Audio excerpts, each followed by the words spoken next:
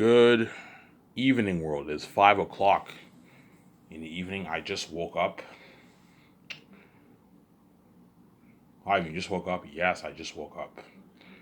I just woke up. I hope you guys enjoyed my last video. That was a sick video. Yeah, I watched it before I went to bed.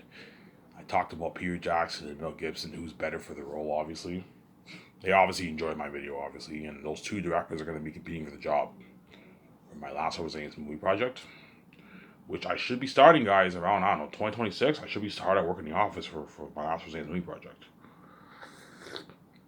The moment I'm open, my office is open business, I'm going to call Peter Jackson's agent and Mel Gibson's agent, and I'm going to fly them to my office, and they're going to compete for the job.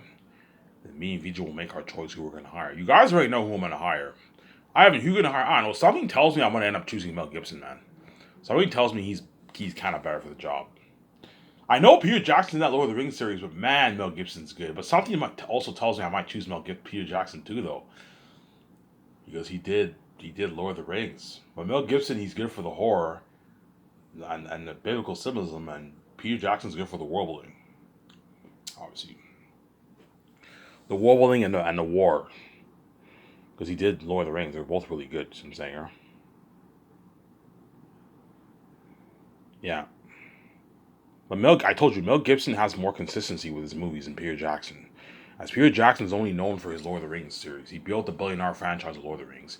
He built the billion-dollar empire for The Hobbit too. The Hobbit, even though The Hobbit, The Hobbit did not flop, as all the movies made $1 billion. It was a huge, because it's Lord of the Rings. It was still a huge success. Obviously, Peter Jackson's Hobbit movies are a huge success. Obviously. But artistically, they weren't the greatest. They weren't that great. I'm saying, they were okay movies. The Hobbit wasn't terrible. Only the third movie was bad. I did not like the Battle of the Farm Armies. I thought that movie was bad, obviously. But Destination of Smog and Unexpected Journey were okay movies. So even though Peter Jackson winged it, for someone who winged it, he did a pretty good job. As the Hobbit movies were not terrible. They were okay movies, but they weren't Lord of the Rings. They weren't great. So I'm saying, there's some people who love the movies, obviously. There's some people who even like the Hobbit movies better than the Lord of the Rings. It's not better than Lord of the Rings. Oh my God, it's not better than Lord of the Rings. But it's what there's some. If you like Lord of the Hobbit better, good for you. You're entitled to your opinion, obviously. If you love The Hobbit, I'm not gonna hate on you. I'm happy that you love the movie, obviously. Yes, everyone has their own opinions. Some people's greatest movie can be some person's worst movie. Some person's worst movie could be some person's greatest movie. As there's some people who like Harry Potter and Star Wars better than Lord of the Rings. If you do, it's your opinion and good for you. I'm not gonna tell you. I think you're wrong, obviously, but because you're wrong and I'm right, obviously. But what? You know what I'm saying? If you like Star Wars and Harry Potter better than Lord of the Rings, it's fine. There's nothing wrong with that. But it's a little shocking when I hear that, because when you watch Star Wars and you watch the Harry Potter and you watch Lord of the Rings, you see a clear difference in quality, man. Lord of the Rings is by far the better trilogy than those two trilogies. Star Wars is amazing. Star Wars is like probably my third best trilogy. My third best trilogy. And I rank it my third or second best trilogy. Sorry, my third, because only the originals were really good, whereas the prequels and sequels weren't the greatest trilogies. You see what I'm saying? The sequels were terrible, entertaining but terrible stories, obviously, and the prequels had very good spectacle. The story of the prequels was okay. Honestly, I know a lot of fans hate on George Lucas, but the prequels were okay. I thought they were okay movies. Revenge of the Sith is a masterpiece, whereas Attack of the Clones and Phantom Menace were okay. Attack of the Clones wasn't that great, but Phantom Menace was pretty good, and I loved Revenge of the Sith. Revenge of the Sith is like my favorite. It's like you can argue it's the best movie in the trilogy. You can argue it's better than Empire and A New Hope, but you can also argue A New Hope and Empire are better than Revenge of the Sith. You see what I'm saying? Yeah. In a way, I kind of like New Hope better than Empire, to be honest. Something about New Hope I love. But I kind of like, you can argue Empire is better. I kind of like Star Wars, the originals. The originally it was called Star Wars, right? I kind of like Star Wars better than Empire in a way. You can argue. But you can also argue Empire is better. You see what I'm saying? And Return of the Jedi is the worst of the three movies. It's the worst of the three. A lot of people like it the best, but it's not the best, man. Return of the Jedi is a little goofy with those Ewoks and all that stuff. That was kind of goofy, and The story is pretty good. The only thing cool about Return of the Jedi is Luke kicks ass. He's a badass Jedi, obviously, but the story was not. It's not as good as in Star Wars, and it's not as good as Empire. You see what I'm saying? Ivan, why are you calling New Hope Star Wars? Because originally it was called Star Wars, and they changed the name to A New Hope. When it was released, when Star Wars: A New Hope was released in 1977, it wasn't called A New Hope. No, it was called Star Wars. All you Gen Xers know what I'm talking about. All you guys who were kids back when Star Wars was released, who are like in your 50s now, you guys all remember it was called Star Wars back then. You see what I'm saying? But then they changed it to A New Hope. They changed the title, obviously. I kind of like A New Hope better than Empire in a way. I love the whole story with Luke on a farm. You know what I'm saying? He's an innocent kid, obviously, and he finds out that Ben's watching him, and then he finds out he wants to take the path of the Jedi. You know what I'm saying? I love the Star Wars New Hope story. It's an amazing story. But even though Star Wars is the original amazing, it's not better than Lord of the Rings. Like when you watch Star Wars originals and you watch Lord of the Rings, you see a clear difference, guys, in quality. In my opinion, you see a clear difference. Lord of the Rings takes out Star Wars, and it's better than the prequels. My God, and it's better than the fucking sequels. And the Hobbit trilogy, in my opinion, is better than the Star Wars sequels. Because at least the Hobbit you had like, even though Peter Jackson winged it, the Hobbit you had a story. You know, Bilbo, he travels with he goes on an adventure with the dwarves. You know what I'm saying? He goes to the mines, whatever it is, and he finds the ring. It's a story of how he found the ring. Obviously, and the dwarves go to war with the orcs. You know, and they go to war with the orcs. You have a little bit of a story. Even though Peter Jackson winged it was a little messy, the Hobbit movies were not terrible. They were okay. Whereas the sequels were not that great. The only Force Awakens was pretty good. Whereas Last Jedi and Rise of Skywalker weren't the greatest movies. You see what I'm saying? Last Jedi was okay. It was a pretty good story, but the whole thing with Luke being a hermit, I didn't like. You see what I'm saying? Or hence why I find the Hobbit trilogy better than the Star Wars sequels, to be honest. Obviously. I told you, even though I'm not taking anything away from Rian Johnson and J.J. Abrams, they are talented people, obviously. Rian Johnson is very, very talented. He's gifted, obviously. He just wasn't good for Star Wars. Just like me, I can tell a good story, but I can never write a Star Wars story, as I know nothing about Star Wars. You see what I'm saying? I wouldn't do a good job if I wrote Star Wars. I'm not good for Star Wars. Rian Johnson, I believe, was not the right man for Star Wars, and J.J. Abrams was not the right man for Star Wars. I believe they should have hired Jon Favreau and Dave Filoni to produce, co-write the. They should have at least hired Jon Favreau and Dave Filoni to oversee the sequels and write them, obviously. And they could have hired people like someone like all the people who work on Mandalorian to direct the movies, obviously. But I believe Jon Favreau and Dave Filoni should have hailed the sequels. And if they did, you would have got something like Mandalorian, man.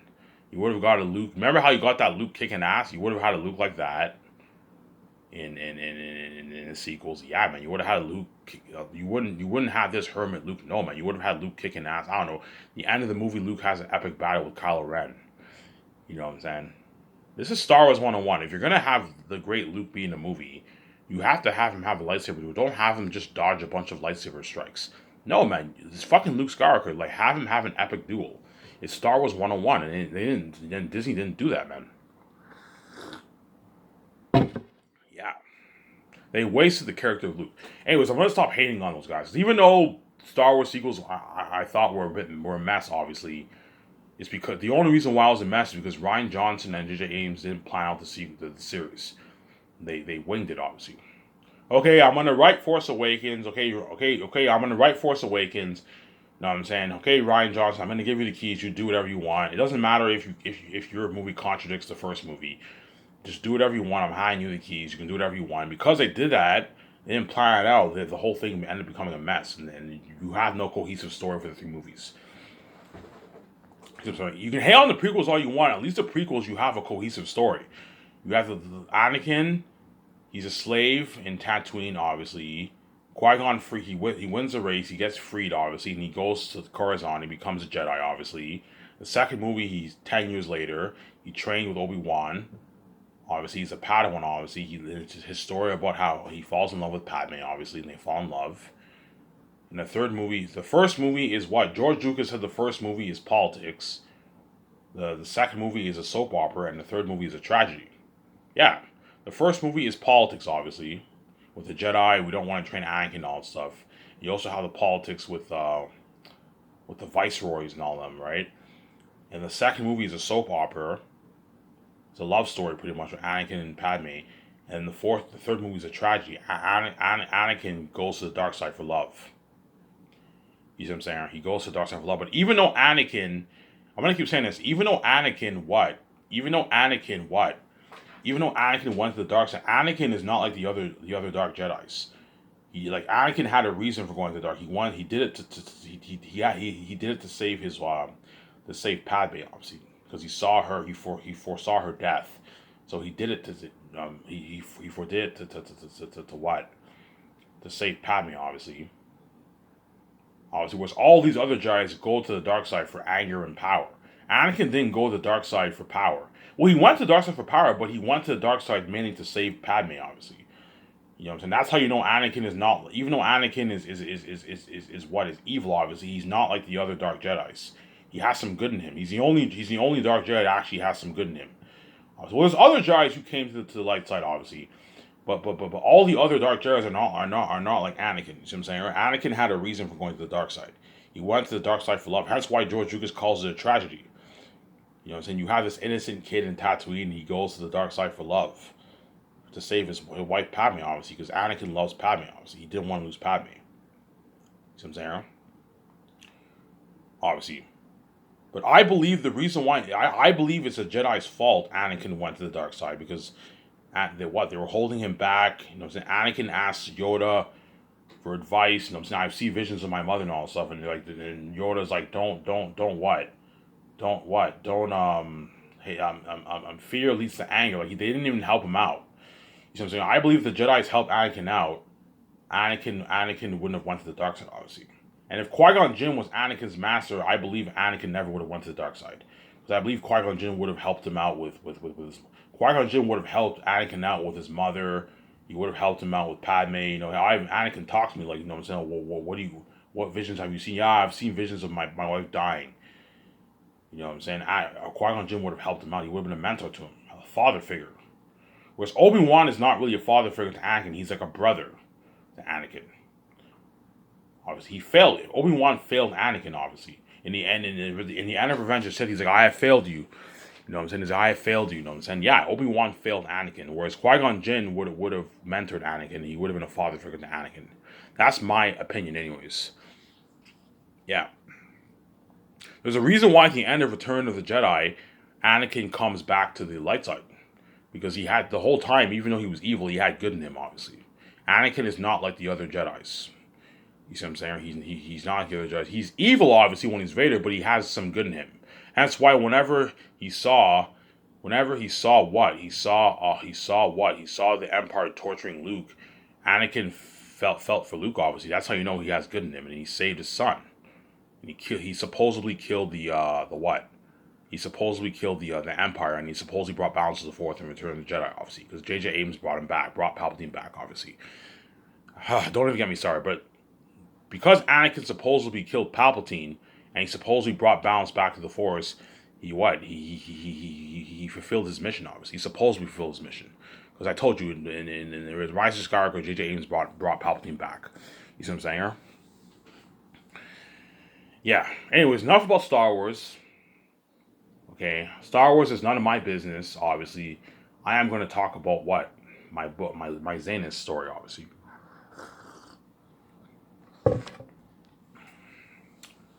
I am going to talk about my Zanus story. My Zanus story. So for my Zanus story, I'm going to hire either Peter Jackson or Mel Gibson to direct my last Over Zanus movie project. Obviously. I'm going to hire Peter Jackson or Mel Gibson to direct my last Over Zanus movie project.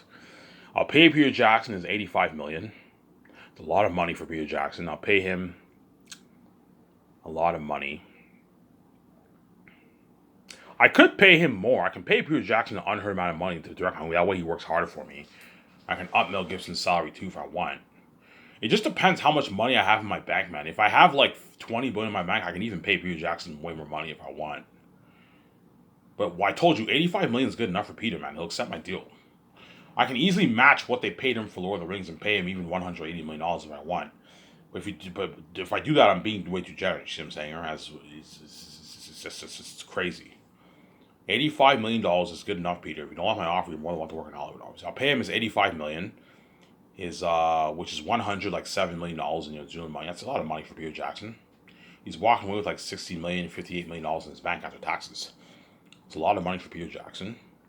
That's more than what he made for his salary in Lord of the Rings. He made more for his profits, obviously, but I told you, I'm not going to pay Peter Jackson something crazy like $180 million. No.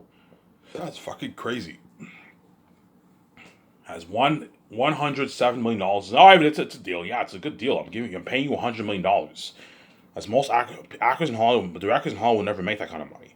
As most directors in Hollywood make all the big directors in Hollywood make like 20, 25, $30 million. And they can negotiate for a piece of the profits.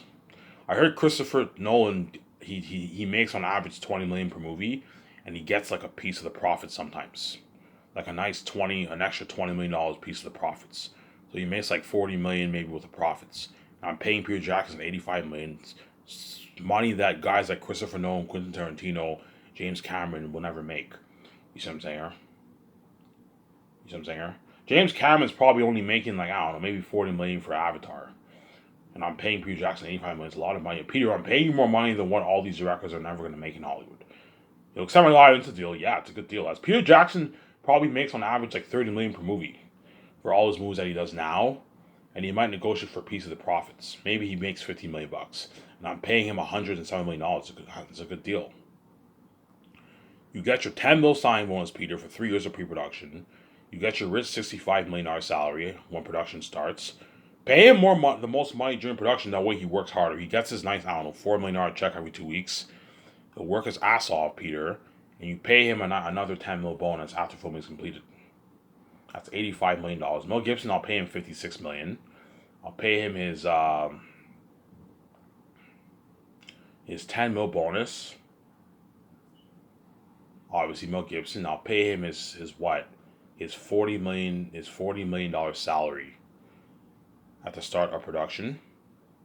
Mel Gibson's getting a nice check. He's getting a nice, a nice like $2.5 million check every 2 weeks. He'll work hard, Mel Gibson. And I'll pay him a $6 million bonus after filming is complete. That's a good deal for Mel Gibson. They'll both accept my deal. I have a deal. You know what I'm saying? Even though you agree you're paying me a lot of money, more than you want Hollywood pays on average, yes. As Mel Gibson's walking away with almost a $30 million check in his bank. Obviously, 28 million, $27 million check in his bank Mel Gibson's walking away with. That's a lot of money, man. As most directors in Hollywood don't even make that. You see what I'm saying? And Peter Jackson's walking away with like 58 million. 55, $58 million in his bank after taxes. That's a nice check in the bank, Peter. And you give them their $2 million for the re-releases. For all the re-releases of the movies. I know, 10 years go by, and within 10 years, I do 2 releases. Peter Jackson, all them got $4 million in royalties in their bank. It's a nice paycheck for royalties. Yeah, Ivan gave me a good deal, man. He paid me a rich salary, and he gave me a deal where collect a multi-million-dollar royalty check. Whereas in Hollywood, most directors don't get a dime for that, man. For the special editions, they don't get a dime for any of that. They just get their salary, and that's it. Whereas Peter Jackson, I'm willing to pay him a nice $2 million for the releases, and Mel Gibson, he gets a nice royalty check, a $2 million royalty check every time I release the releases. So if I release it in an extended edition, Peter Jackson gets his $2 million check. If I release a new technology or Blu-ray, Peter Jackson gets his $2 million check. Mel Gibson gets his $2 million check. Whereas the actors get $250K. You see what I'm saying? $250K is good enough for the actors. I can easily pay them like $1 million, but if you do that, they're ripping you off. As in Hollywood, they don't get a dime for that stuff.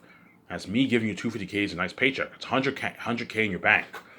That's a lot of money, man. And that's how much the Lord of the Rings actors got for a fucking major role in a movie, man.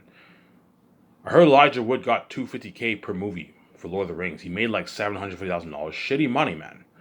$750,000 is not bad money, but for someone who's the lead of the movie, $750K is a shitty paycheck. As for crying out loud, B-list actors for my movie make a minimum of $2 million. So Elijah Wood got a shitty paycheck for Lord of the Rings. I heard they all got like $1 million bonuses for the movie.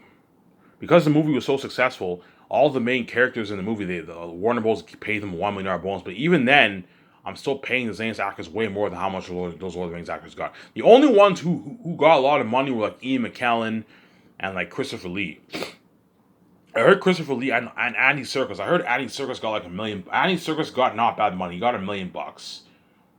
Honestly, but even $1 million is kind of shitty money for well, $1 million is not bad. It's not bad money. But Andy Serkis got $1 million. I heard for Lord of the Rings for the 3 movies. I think he got $1 million for the 3 movies, for the 2 movies, right? And Ian McKellen, I heard, made like $13 million. So Ian McKellen's the only one who actually got paid a lot of money. He got paid. He got paid even more money than how much I'm paying all the Zangief actors. But he's only one guy. You see what I'm saying? Because that's how it works in Hollywood. How it works in Hollywood, they only pay like 2 people. Hugo Weaving is an A-list actor, but because he was a minor role, he probably only made like maybe $500,000 for the movie. $500K. They probably paid Hugo Weaving maybe $400K for the movie. Because he was a minor character. He wasn't a big character in the movie, you see what I'm saying? But because he was an A-list actor, they might have paid him a lot of money. Maybe $500K for a minor role, the Hugo Weaving maybe.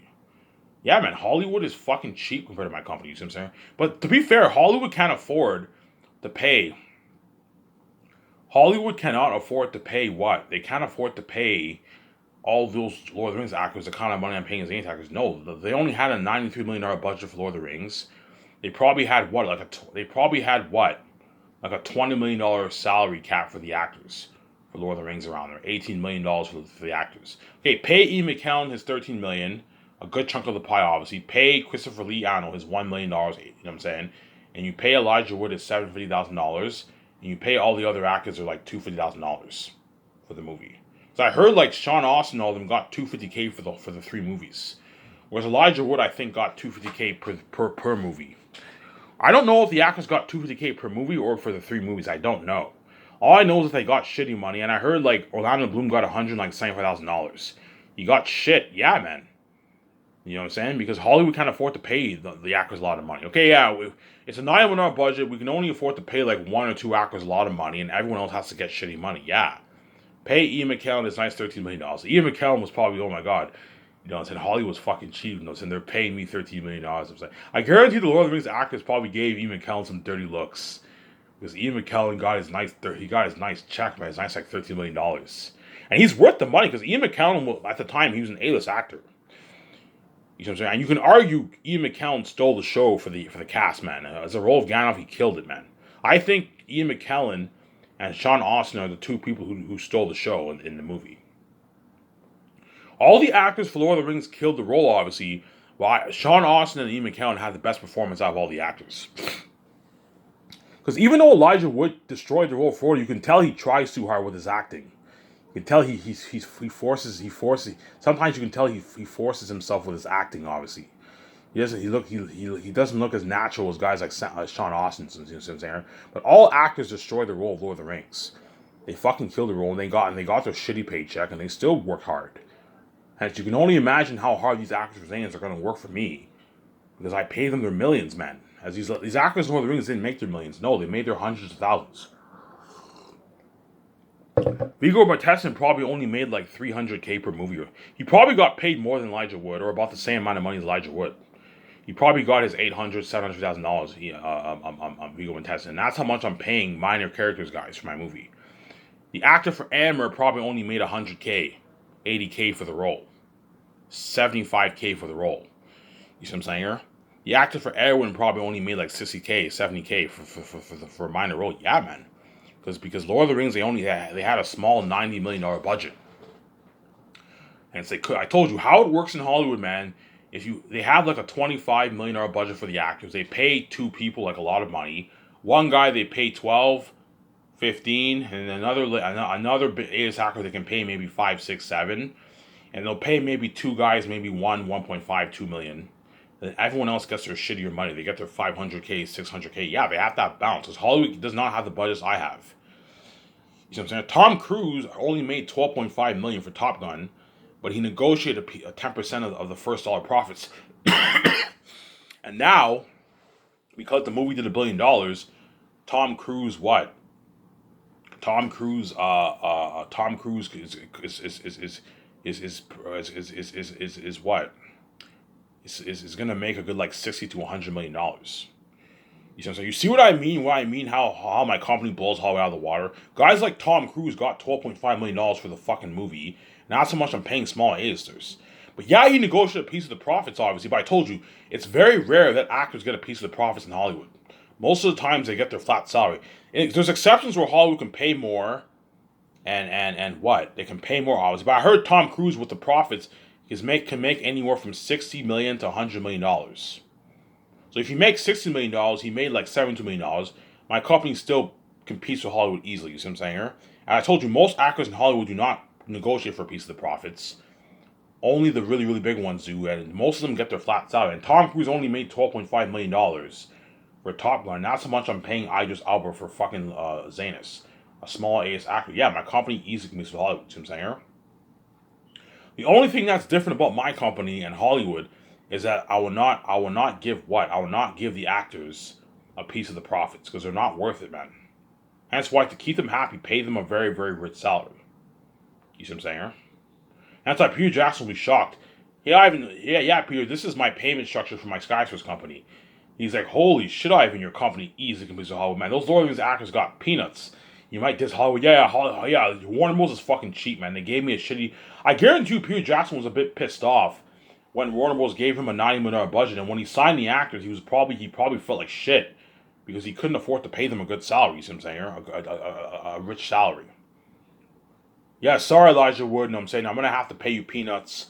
You know what I'm saying? Like, yeah, I guarantee Peter Jackson even felt like shit because Peter Jackson, he signed his like $10 million deal for his salary, and he got like 5% of the profits, and he made like $180 million off Lord of the Rings. He negotiated for like 3-4% of the profits, Peter Jackson. And those Lord of the Rings actors got their shitty money, obviously. I guarantee Peter Jackson felt a bit bad for them, obviously. It's not his problem, obviously, but he probably felt a bit bad. Man, sorry, guys, I have to pay you your shitty $250,000. Warner Bros. Gave me a $90 million budget. I can only afford to pay you your $250,000, which is shit. $250,000 is a nice paycheck for a minor role. After you film your movie, you can get a nice car for yourself, a nice Benz for yourself. You have like 50, 60K for yourself. It's not bad paycheck for a minor role. It's a good paycheck for a minor role. But for a major role, doing that blood, sweat, and tears for 9 months, it's shitty money, man.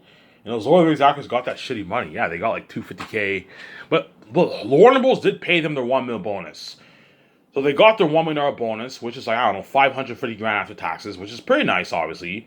But even then, that's okay. It's not great. It's not the kind of money I'm paying the Zanus actors, you know what I'm saying here? As I'm paying all my major stars are consistent millions. The actors are going to cost me $80 million, almost the entire budget of Lord of the Rings. That's why my company blows Hollywood out of the water. You see what I'm saying here? You know, Ivan, the amount of money you're paying all the actors is more than is like the entire budget of my Lord of the Rings movie. Yeah, I mean, my company blows Hollywood out of the water. You know what I'm saying? Yeah. Okay, Peter, Ivan, how much money? Okay, Peter, I want to pay the actors. When we sign the actors, I want to pay the stars their good millions. Good, Ivan, that's smart. Now, that way they work harder for you. Yes, they don't slack off. Yes, if you want to get better acting from these Hollywood actors, pay them their millions. Yeah, Ivan, what's your budget for the actors? I don't know, I'm putting $410 million towards salaries. Like, what? It's like $410 million, Ivan. I'm like, yeah. Mel Gibson's like, Ivan, how much money are you putting towards your movie? I don't know, Mel, I'm putting $410 million. He's like, $410 million. I said, Ivan, this is more money than all these big budget movies in Hollywood to, you know what I'm saying, for your salary. Yeah, I know what I'm doing. If you have a big budget, I'll be able to pay my crewmen their rich $150,000. I can pay the weather workshop supervisor his nice like $207,000. I can pay John Howard and Alan Lee their nice $200K. A nice salary for a concert artist. That way they work. A nice paycheck. That way they work. A nice $100,000 in their bank. That way they work hard for me. So they work harder for me. If you think John Howard and Alan Lee worked hard for Lord of the Rings, they're going to work even harder for me because I paid them their $200K. And I had this, and I spoiled them with perks. They're staying at a luxury hotel. They get their buffet every day for breakfast, lunch, and dinner. They're going to work harder for me. That's why Peter Jackson will be shocked. You know what I'm saying? Peter Jackson will be like, holy shit, Ivan, how much money you putting towards salaries, Ivan? I don't know, Peter, $410 million. He's like, holy shit. Ivan, this is enough money to pay the 1,500 crewmen their $1,000 salary. Yeah. I have enough to pay all the crewmen their rich $150,000 salary. The supervisors are nice $200,000, $220,000, $270,000. Good paycheck for the crewmen, obviously. I have enough money to pay all the main cinematographers. The main, like, 4 cinematographers are nice $2 million. I'm not going any higher than $2 million for my company for the cinematographers. 2 million is the highest I'm going to go, as all the big cinematographers in Hollywood make like $1 million. So $2 million is the highest I'm going to go for my movies. And the assistants, I pay them like $170,000 for the cinematographers. The special effects team, the main VFX artist, I'll pay him $2 million, and the main editor, I'll pay him $2 million. Because before I said 3 editors, no, you only need like 2 editors for my movie. Pay the main guy $2 million and pay the assistant $170,000. And the VFX artist, you pay the 1 or 2 main guys $2 million, and you pay the assistants $170,000. And you pay all the other assistants $170,000. That way they work hard for you. Hence why Peter Jackson will be shocked. Holy shit, when your company blows hell out of the water. The amount of money you're paying the crewman is more than even how much some of the minor characters got paid for Lord of the Rings. Yes. As I guarantee you, the actor for Éomer and the actor for Eowyn only got like $70K for the movie. If Elijah Wood, who was a major character, got $250K, those actors probably got maybe $100K, $80K for the role of Éomer and Eowyn. I'm paying the crewman even more than what those minor actors got for Lord of the Rings. $150,000, guys. It's a lot of money, yeah, man. That's why when you guys see the documentary and you see how much I'm paying all these people, you're gonna be shocked. The actors for Xehanort are gonna cost me $80 million, guys. $80 million for Lasso for Xehanort. About 85 million around there. They're gonna cost me, the actors, because you also have what? I did the math, and the actors are gonna cost me about $80 million. You see what I'm saying? And that's almost the entire budget of Lord of the Rings. The Warner Bros. Can't afford to pay all those Lord of the Rings actors the kind of money I'm paying. Yeah, man. Trust me, when those Lord of the Rings actors see the documentary and they see how much I'm paying all the actors for Xehanort, they're gonna be like, "Holy shit, Ivan's company blows hell out of the water." Yeah, Ivan's paying all the actors a consistent millions. I'm paying the actor Danielle Monette $3 million. The actor for Eli $3 million, the actor for Cornelius $3 million, the actor for Sirius $3 million. You have to have balance. Pay all those guys $3 million because you have to watch out for your budget. Obviously, I'm paying Yvonne Joji $4 million. You know what I'm saying? I'm paying John Boyega 8.9. That's how much A-list actors making in Hollywood, guys. Yeah, I'm paying Ariana Grande $5 million. You know what I'm saying? I'm paying Don Cheadle $10 million. I'm paying Andy Serkis $7.8 million. You know what I'm saying? I'm paying Idris Elba 12.5. I'm paying DJ Monsoon 10.9. The actor for Queen Sarah 8.5. Yeah. When I'm paying the voice actor for Eric, that's $6 million. The actor for Fool like 1.5. The actor for Lithius and Baramus like $680,000. $680,000 is even more than how much Lord of the Rings actors made. You see, my company easily competes with Hollywood. Yeah, man. Hence why what? Peter Jackson and McGuinness will be shocked. Holy shit, I mean, your company blows hell out of the water. You're putting $4 or $10 million towards salaries. Yeah, I'm putting $4 or $10 million towards salaries. But I can pay everyone a lot of money. I'm just kind of here.